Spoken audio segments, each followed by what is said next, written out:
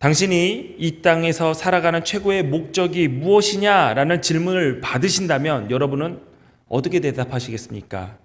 나는 사람들의 인정을 받고 싶습니다. 나는 내가 성취하고 싶은 일이 있습니다. 나는 내 가족들의 평안한 삶과 안녕을 위해서 살아갑니다. 지금 모두 다 내가 이루고 싶은 소소한 목표는 분명히 있으나 이것을 위해서 내가 살고 존재하고 있다라고 말하기에는 약간 부족한 것이 있습니다. 내가 무엇을 위해 최선을 다하며 무엇을 위해 내가 존재하는가라는 질문에 많은 사람들이 명확하게 대답하지 못합니다. 그 이유는 모두가 열심히는 살아가고 있지만 지금 내가 왜 열심히 살고 있는지에 대해서 깊게 생각해 보지 않았기 때문입니다. 인간이 살아가는 최고의 목적은 무엇이냐라는 이 물음은 웨스터민스터 소요리 문답의 첫 번째 질문이기도 합니다. 그에 대한 답은 이렇습니다.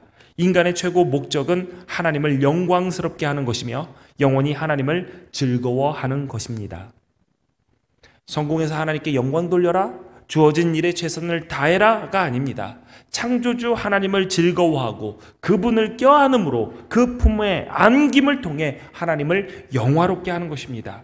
전도자는 전도서를 통해서 하나님을 영광스럽게 하는 것과 하나님을 즐거워하는 것은 둘이 아니라 하나이고 이것이 헤벨과 같은 삶을 살아가는 우리들에게 주어진 최상의 가치임을 알려주고 있습니다.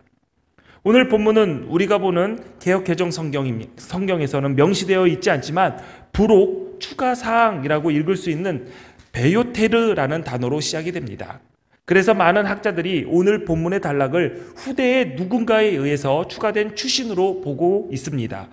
그래서 지금까지 전도서는 1인칭 시점으로 기술되었다가 오늘 본문에 이르러서 3인칭 주어가 등장합니다. 전도서는 내가 유심히 보았다, 내가 이 세상을 보았다, 해 아래의 것을 보았다, 내가 보았다라고 얘기하다가 오늘 본문은 전도자는 이라는 3인칭 주어가 등장을 하죠. 그래서 누군가가 추신으로 추가한 문장이다라고 얘기하는 것입니다. 또 어떤 이들은 전도자가 전도서의 결론을 객관적으로 맺겠다라는 의지를 문학적으로 표현한 것이다 라고 주장하기도 합니다. 오늘 본문은 전도자 또는 설교자라고 하는 코엘렛이 누구인가, 또 그는 어떠한 일을 했는가 요약해서 말을 하고 있습니다. 우리는 전도서 1장에 다윗의 아들 예루살렘 왕이 전도자다라고 기술되어 있는 것을 잘 알고 있습니다. 전도자는 솔로몬이라고 지칭되어 있지는 않지만 다윗의 아들 예루살렘 왕이라고 말한 이유는 지금부터 전도서에서 말하고 있는 이 사람은 풍부한 인생의 경험을 가졌고 많은 것을 누리고 이룬 사람임을 강조하는 것이죠. 그래서 이로써 듣는 사람들로 하여금 이 전도자의 말을 더 신뢰하고 공감할 수 있게끔 만드는 것입니다. 많은 것을 경험한 전도자가 말할 수 있는 것은 내가 세상에서 살아보니까 세상에 애착할 것, 목숨 걸고 내 인생을 걸 만큼 가치 있는 것은 없더라. 지금은 어떠한 일로 너희들이 아등바등하면서 살아가고 있지만 지나놓고 보면 내가 왜 별것 아닌 것 가지고 그렇게 아등바등하며 살았는지 후회만 남더라. 높은 자리를 원하냐? 높은 자리에 올라가서 보니 이 자리는 놀고 먹고 편하고 즐기라고 주어진 자리가 아니라 자리가 주는 힘만큼 감당해야 될 일이 있다라는 것을 내가 알았다 라고 얘기를 하는 것이죠. 전도자는 인생에서 많은 것을 이루고 소유했지만 많은 것을 소유하고 이룬 자라 할지라도 누리지 못하면 가치가 없다라는 것을 깨닫고 우리들에게 지금을 누려라 라고 권면을 합니다. 오늘 내 삶에 주어진 기쁨을 누릴 수 있어야 지혜로운 것입니다. 일상에서 누릴 수 있는 당연한 듯 보이지만 신비한 기적을 누리는 것이 지혜입니다. 교회 주변에 잡초들이 여름이면 많이 나죠. 그래서 저는 시간이 이때마다 오면서 가면서 잡초들을 꼭 뽑습니다. 그런데 우리 교인 가운데서 이 잡초 뽑는 것을 싫어하시는 분이 계세요. 굉장히 속상해하세요. 왜냐하면 이런 마음을 갖고 있는 거예요. 목사님 보시기에는 잡초이지만 잘 보면 잡초가 아니라 꽃이에요 라고 말씀을 하시더라고요. 어느 날 보니까 저희가 화원에서 예쁘게 산 화분이 있었어요. 꽃이 흐드러지게 핀. 그거를 몇 년간 키우다가 한 3년 키우다가 애가 이제 비실비실하더니 갔어요. 그리고 정리를 했습니다. 작년에요. 올해 보니까 돌 사이에 가로등 옆에 그 꽃이 피어난 거예요. 깜짝 놀랐습니다. 화분에 있을 때 정말 아름답게 피었던 그 꽃이 씨를 뿌려서 여기 돌 사이에 참 힘들게 피어났구나. 제가 잡초를 볼 때 보니까 얘네들은 노란색 꽃이 있고요. 어떤 꽃은 하얀색 꽃을, 어떤 잡초는 하얀색 꽃을 피더라고요. 눈을 열어서 보면은 잡초도 꽃이다라는 것을 깨닫는 시간이 되었습니다.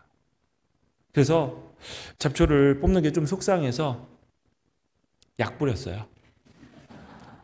네. 갑자기 막 감동이 팍 사라지죠? 네. 그냥 웃자고 한 얘기고요. 우리가 지나갈 때, 우리가 살아가면서 스쳐 지나가는 일들이 하나님께서 우리에게 누리라고 즐기라고 주신 선물이라는 것이죠. 밖에 나가면은 후끈한 공기가 여러분의 뺨을 칠 겁니다. 그러면 덥다가 아니라 여러분, 이 바람이 겨울에는 그렇게 그리운 따뜻한 바람이죠.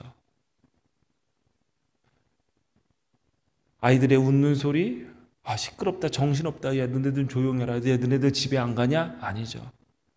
고요함이 적막함 속에 아이들의 웃음소리가 얼마나 활기가 넘치게 한다라는 것을 우리는 모를 때가 너무나도 많습니다. 그러니 일상에서 당연한 듯 보이는 것들을 그냥 당연하다 지나치는 것이 아니라 이것이 나에게 주신 하나님의 신비한 기적이고 즐길 즐거움이라는 사실을 잊지 마시기 바랍니다. 그러므로 전도자가 말하는 누리는 삶은 오늘을 충실히 살아내는 것임을 잊지 말아야 됩니다. 우리는 살아가면서 성공의 조건을 채우기 위해 우리 스스로를 고단한 삶으로 내몹니다. 오늘을 누리지 못하고 즐길 수 있는 삶을 미루는 것은 집착하는 것이죠. 내가 얻고자 하는 것에 집착하는 것이죠. 전도자는 이것을 경계하라라고 알려줍니다. 물론 이것이 오늘에 주어진 일을 감당하지 않고 나 좋을 대로 사는 것을 말하는 것이 아닙니다. 지나치게 집착하는 것을 경계하라는 전도자의 지혜의 말이죠. 이런 전도자가 어떤 일을 했는가를 보면 전도자는 지혜자이어서 여전히 백성에게 지식을 가르쳤고 또 깊이 생각하고 연구하여 잠언을 많이 지었으며 전도자는 힘써 아름다운 말들을 구하였나니 진리의 말씀들을 정직하게 기록하였느니라 라고 했습니다. 전도자는 지혜자로서 백성들에게 지식을 가르쳤고 가르쳤을 뿐만 아니라 깊이 생각하고 연구하여 그 지혜를 잠언으로 정리했습니다. 여기서 깊이 생각하다라고 번역된 단어 이제는 귀를 기울이다 라는 의미를 가지고 있습니다. 여러분 주변에서 야, 저 사람 참 지혜로운데? 라고 느껴지는 분들이 계시죠? 그 분들을 유심히 보면 발견할 수 있는 것이 있습니다. 그들의 공통점은 주위의 말을 귀담아 듣는다라는 것입니다. 지혜는 깊이 생각하는 과정이 필요합니다. 깊이 생각하는 것이 내 생각에 스스로 매몰되어 고집할 때 이루어지는 것이 아니라 주위의 소리를 경청할 때 시작되는 것입니다. 그런데 지혜롭지 못한 자들은 이렇게 얘기를 하죠. 내 생각대로 내가 알아서 하겠다라고 말을 합니다. 이것은 자기의 일을 알아서 스스로 하는 책임감과는 다른 의미입니다. 지혜의 시작은 주변의 지혜로운 말에 귀담아 들을 줄 알므로 시작되는 것이죠. 두 번째 전도자는 연구를 했습니다. 연구하다라는 의미를 가진 단어 히켈은 어떤 대상을 치열하게 시험하고 조사한다라는 의미를 가지고 있습니다. 전도자는 여러 지혜의 말을 경청하고 수집하고 그 내용을 현재 나의 세대에 적용하기 위해서 시험하고 연구한 것입니다. 마지막으로 정리하다라는 단어가 나옵니다. 티켄의 번역인데 이 단어는 굽은 것을 곱게 하다, 새로운 질서를 부여하다라는 의미를 가지고 있습니다. 전도자는 지혜의 말을 경청하고 철저하게 시험하고 분석하여 잠언을 새로운 상황에 맞추어 바로잡아서 의미를 부여하고 해석했다라는 것을 말합니다. 전도자는 인생의 지혜를 얻기 위해서 지혜의 말을 경청했습니다. 그 말을 듣고 치열하게 고민하면서 연구했습니다. 그리고 자신의 시대 환경에 맞추어 적용했습니다. 이러한 과정이 우리에게 익숙하지 않나요? 익숙하죠? 무엇과 비슷하죠? 우리가 하고 있는 말씀 묵상 큐티와 비슷합니다. 하나님의 말씀을 듣고 읽고 치열하게 되새김질하듯 묵상하고 고민하며 나의 삶에 맞추어 적용하는 과정을 통해서 우리의 삶에 그 말씀을 구현해내는 것. 하나님의 말씀을 묵상하는 것이 바로 전도자이자 지혜자가 했었던 일입니다. 또 전도자는 힘써 아름다운 말들을 구했다라고 했습니다. 아름다운 말은 기쁨의 말로도 번역할 수 있습니다. 전도자가 구한 아름다운 말, 기쁨의 말은 전도자가 가르치고 또 연구하는 핵심 내용이기도 합니다.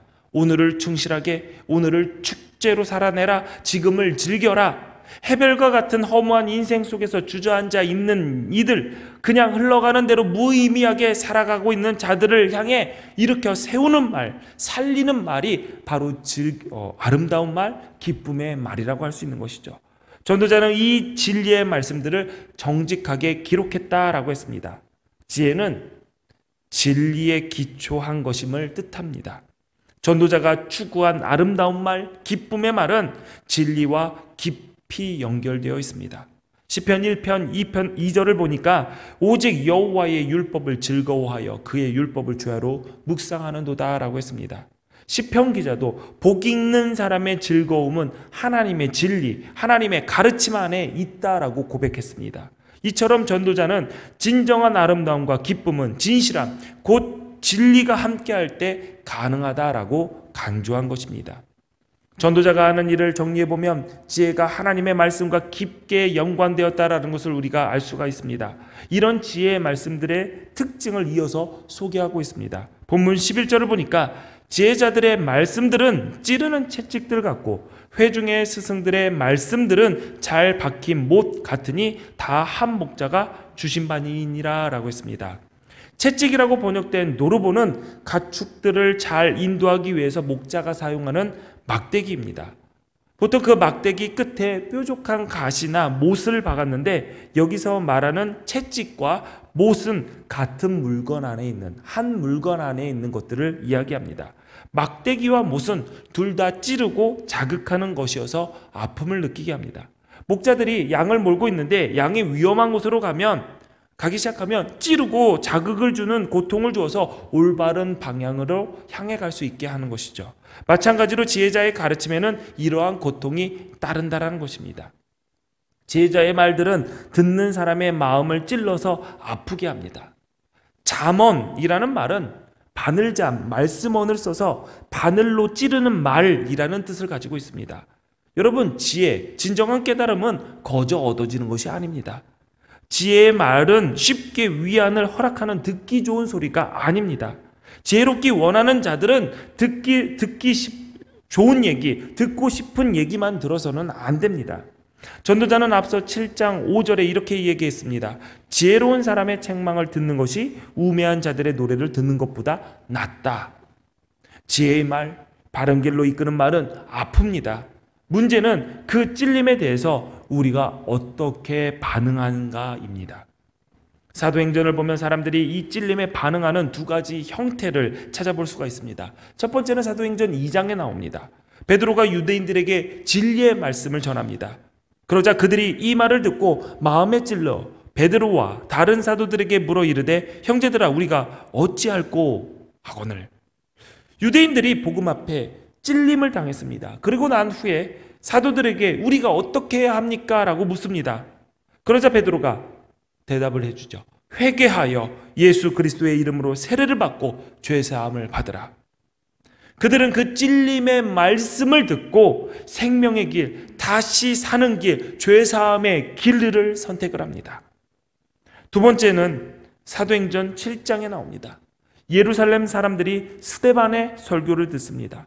똑같이 마음에 찔리고 부끄러움을 느끼는데 반응이 사도행전 2장과는 다릅니다. 그들이 이 말을 듣고 마음에 찔려 그를 향하여 이를 갈거늘. 그리고 그들은 스데반을 향해 돌을 들어서 그를 죽였습니다. 똑같이 진리의 말씀에 찔렸는데 하나는 예수 그리스도 앞으로 나아가 생명을 얻고 초대교회의 붕의 시작이 되었지만, 다른 하나는 누구에게 울분과 분노를 터뜨려 생명을 죽이게 됩니다. 스데반을 향한 그 던진 돌이 스데반을 향한 것일까요? 아닙니다. 그 진리의 말씀을 스데반을 통해서 전한 하나님을 향한 돌입니다. 여러분, 찔림이 찔림으로 끝나는 것은 신앙이 아닙니다. 하나님 앞으로 가는 통로가 되어야 합니다. 지혜의 말씀이, 진리의 말씀이 우리에게 능력이 되는 것은 우리가 십자가 앞에 나갈 때입니다. 그 자리에서 우리는 희망을 얻을 수가 있습니다. 전도자는 기쁨의 말들, 진리의 말들, 지혜자들의 말들, 수집된 잠언들이 모두 다 한 목자로부터 온 것이다 라고 말을 합니다. 이 한 목자는 지혜의 원천이신 하나님을 가리킵니다. 잠언 2장 6절에 대저 여호와는 지혜를 주시며 지식과 명철을 그 입에서 내신다 라고 했습니다. 그러므로 인생을 지혜롭게 살고자 하는 자들은 말씀 속에서 지혜의 근원 되신 하나님을 만나야 됩니다. 하나님을 만나야지 우리가 지혜롭게 될 수가 있습니다. 만나면 두 가지의 종류가 있죠. 만나긴 만났는데 어떤 사건도 일어나지 않는 그저 그런 만남이 있습니다. 선남선녀가 만났어요. 그러면 뭔가 일이 일어나야 되는데 아무런 일이 일어나지 않고 그냥 헤어졌습니다. 그런 만남이 그저 그런 만남입니다. 만남이 있었는데 사건이 일어나지 않은 만남이죠. 말씀과의 만남도 마찬가지입니다. 말씀을 그냥 글자로, 그냥 책으로, 야 오늘 몇 장 읽었다, 오늘 많이 읽었다. 분명 말씀을 만났지만 아무런 사건이 일어나지 않은 만남, 삶에 어떠한 변화도 일어나지 않는 만남이 있습니다. 반면에 만났는데 불꽃이 튀고 사랑이 싹트고 사건이 터지는 만남도 있습니다. 말씀이 사건이 되는 만남이죠. 빛이 있으라 라고 했으니 빛이 생겼고, 땅이 있으라 하니 땅이 생겼고, 에바다 하니 열렸고, 달리다굼 하니 일어났습니다. 말씀이 내 속에 들어와서 나를 바꿉니다. 그래서 말씀이 사건이 됩니다. 이런 것이 사건이 일어나는 말씀이죠. 사건이 일어나는 말씀, 사건이 일어나는 만남입니다. 지금 이 자리에서 예배하는 사람들 모두 하나님 말씀과의 만남이 지금 이루어지고 있습니다. 어떤 이에게는 이 말씀이 자장가이고, 어떤 이에게는 잔소리고, 어떤 이에게는 흥미없는 뻔한 얘기일 수 있지만, 어떤 이에게는 내가 세워놓은 삶의 뿌리가 흔들리는 진동으로, 어떤 이에게는 주의 선하신 뜻이 내 삶의 방향을 바꾸어 놓는 이정표로 세워지는 사건이 되기도 합니다. 말씀이 여러분의 삶의 사건이 되려면 여호와를 경외하는 것이 지혜의 근본이요 거룩하신 자를 아는 것이 명철이니라 하신 말씀을 따라 하나님을 경외해야 합니다. 전도자는 지금까지 이야기한 모든 말의 결론을 이렇게 내립니다. 할 말은 다 하였다. 결론은 이것이다. 하나님을 두려워하여라. 그분이 주신 계명을 지켜라. 이것이 바로 사람이 해야 할 의무다. 하나님은 모든 행위를 심판하신다. 선한 것이든 악한 것이든 모든 은밀한 일을 다 심판하신다. 전도자는 세상의 일들을 유심히 보면서 현실의 도처에는 헛된 일들밖에 없지만 인간에게 가치 있는 일이 있다면 하나님을 경외하는 것이다 라고 말을 합니다. 하나님을 하나님으로 인정하는 것이죠. 두려움, 곧 경외라는 말은 어떤 의미일까요? 하나님을 향한 두려움은 독단적이고 위협적인 전능자에 대한 공포가 아닙니다. 경외는 나의 한계 상황을 깨달음으로써 하나님의 위대함을 발견할 때 할 수 있는 자발적인 공경의 태도입니다. 과거나 현재, 미래에도 인간은 하나님께서 하시는 일 앞에서 자신의 무력감과 한계를 발견할 수밖에 없습니다. 나는 아무것도 아니구나. 나의 지혜와 지식으로는 도무지 도달할 수 없는 무엇인가 있음을 깨달을 때 비로소 하나님을 향한 두려움이 생깁니다. 초월하신 분을 공경하게 됩니다. 그러므로 하나님을 향해 경외하는 마음, 하나님을 향한 두려움을 갖는 자만이 하나님의 말씀을 찾게 되고 그 말씀에 엎드려 순종할 수 있게 되는 것이죠. 그분이 맡기신 일을 소홀히 하지 않습니다. 이러한 삶이 복된 삶입니다. 신명기 5장 29절에 보니까 다만 그들이 항상 이 같은 마음을 품어 나를 경외하며 내 모든 명령을 지켜서 그들과 그 자손이 영원히 복받기를 원하노라 라고 했습니다.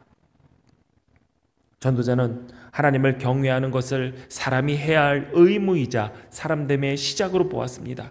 두려움과 경외함, 이 둘 사이의 차이는 미묘해 보이지만 실상은 엄청난 차이를 가지고 있습니다. 둘 다 똑같이 무섭고 떨림이 있지만 두려움은 그 대상을 멀리하고 피하려고 합니다. 반면에 경외함은 사랑과 존경심으로 우러러보고 오히려 그 두려움을 안고 그 대상 앞으로 나아가게 만듭니다.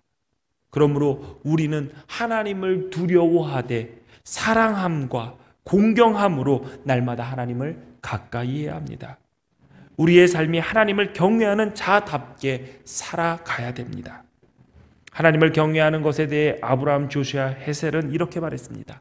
경외란 모든 사물이 하나님의 창조물로서 지니고 있는 존엄성과 하나님의 값진 존재임을 깨닫는 것이다.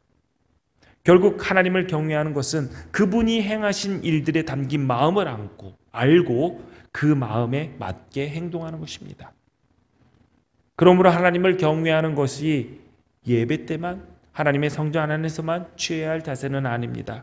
하나님은 어디에도 안 계신 곳이 없습니다. 모든 곳이 하나님의 앞입니다. 그러므로 내가 있는 모든 장소, 모든 시간이 하나님 앞에 서 있는 것임을 잊지 말아야 됩니다.